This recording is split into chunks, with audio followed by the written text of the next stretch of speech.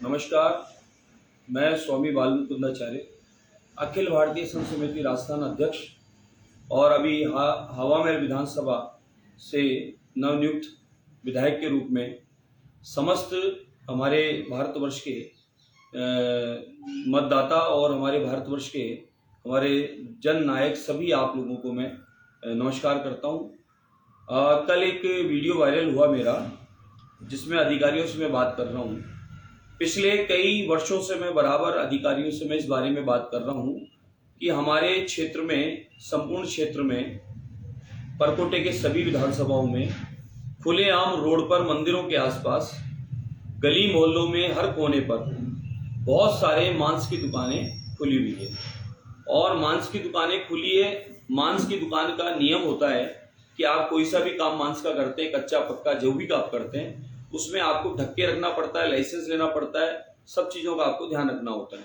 लेकिन मैंने ये अनुभव किया कि मैंने शिकायतें कई बार कई जगह की है और कई संस्थानों के, संगठनों के, माताओं बहनों के मेरे पास में शिकायतें लगातार आई है कि साहब हमारे क्षेत्र में खुलेआम हर कोने पर मांस की दुकान खुली हुई है। कोई बिरयानी के नाम से है, कोई चिकन सेंटर के नाम से, कोई किस नाम से है।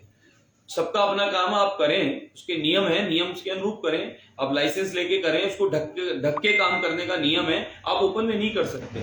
इसका कई बार निवेदन किया अधिकारियों को। कल मैंने अधिकारियों को सुबह से फोन करना चालू किया, बहुत सारे लोग आए हुए थे कि साहब इस क्षेत्र में ऐसे ऐसे हो रहा है, हमारे गोविंद जी के मार्ग में हो रहा है, हमारे ताड़केश्वर जी के मार्ग में हो रहा है, हमारे हनुमान जी के मंदिर के मार्ग में हो रहा है, हमारे गली के अंदर हो रहा है, गली के बाहर हो रहा है। हर जगह लगभग हजारों की संख्या में मांस की दुकानें खुली है। कोई दिक्कत नहीं, खुली है, खोले, जिसको खाना है वो खाएगा, जिसको बेचना बेचेगा। मेरा इतना सा निवेदन था कि इनको आप चेक करें, नियम अनुरूप काम करें, और जो नियम से नहीं है उनको आप बंद कर दें, और नियम जब लागू हो जाए तो वो खोलें, हमें कोई आपत्ति नहीं है। और उन्होंने, अधिकारियों ने संतोषजनक जवाब न देते हुए कहा ये उनका काम है, ये उनका काम है, ये उनका काम है। एक मौके पे अधिकारी 3 घंटे बाद आए टीम लेके, तो मैंने कहा साहब आपने कहा कि ये बिल्कुल नियम से चल रहा है, तो आप मौके पे चलिए। मौके पे हम गए, उन्होंने 10-12 दुकान को पूछा, एक को भी लाइसेंस नहीं था। अधिकारी गए तो वो छोड़ के भाग गए, दुकान को शटर मार दिया, चले गए। और उस बात को इस तरीके से माहौल बनाया गया कि जैसे मैं किसी के खिलाफ हूं। मैंने सिर्फ इतना सा निवेदन किया कि ये जो दुकानें चल रही है, आप खुद मौके पे जाके, कोई भी व्यक्ति अगर लगता है मैं झूठ बोलता हूं तो आप मौके पे जाके देख सकते हैं, पूरे परकोटे में घूम सकते हैं। और परकोटे में इतने सारे मंदिर हैं, उनमें लोगों का आवागमन है। परकोटे में टूरिस्ट आता है, उनका आवागमन है। हमारी क्या छवि जाती होगी, क्या फोटो खींच के वो भेजते होंगे, ये चिंता का विषय है। तो इसलिए मैंने निवेदन किया, खाली इनको देखें आप। और वो नालों पे, गंदगी पे भी वो काम कर रहे हैं, तो भी बीमारी का काम भी हो रहा है। तो इसलिए हमने कहा कि आप इनको नियम से काम करो। धक्के रखने का होता है, ये क्या करते हैं, सुबह बहुत बड़ा मार्केट सजाते हैं, शाम को बहुत बड़ा मार्केट सजाते हैं, ओपन में धुआं निकलती है, उसकी दुर्गंध निकलती है, तो जो लोग इससे परहेज करते हैं उनको वो समस्या उत्पन्न होती है। तो हमने तो सिर्फ निवेदन किया।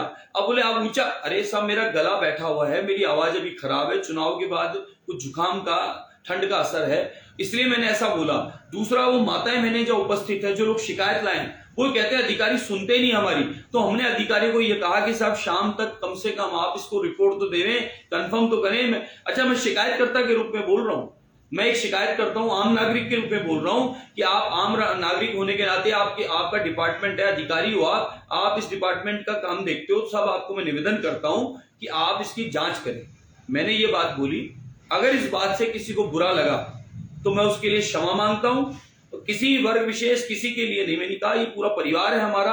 हम आदरणीय प्रधानमंत्री नरेंद्र मोदी जी के विजन को लेकर काम कर रहे हैं। हम लोग सबका साथ चाहते हैं, सबका विश्वास जीतना चाहते हैं, और सामूहिक रूप से भाजपा परिवार सबका विकास चाहती है। तो हम लोग, पूरा परिवार है ये हमारा। इस पूरे परिवार के लिए हितकारी सोच चाहिए। और इस समस्या को मौके पर देखा गया, तभी बोला, और अधिकारी कह रहे हैं नहीं है, तो हमने कहा मौके पर देखो साहब।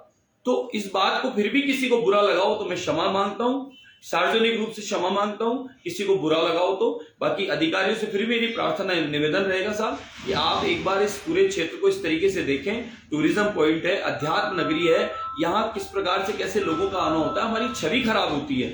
इसलिए मैंने आपको निवेदन किया, और आप सब से मुझे उम्मीद है कि आप सब मुझे सहयोग करेंगे, और हम लोग मिलकर हमारे पूरे संपूर्ण विधानसभा को आदर्श विधानसभा, स्वच्छ विधानसभा और स्वस्थ विधानसभा हम लोग बनाएंगे। मैं इतना ही कहना चाहूंगा।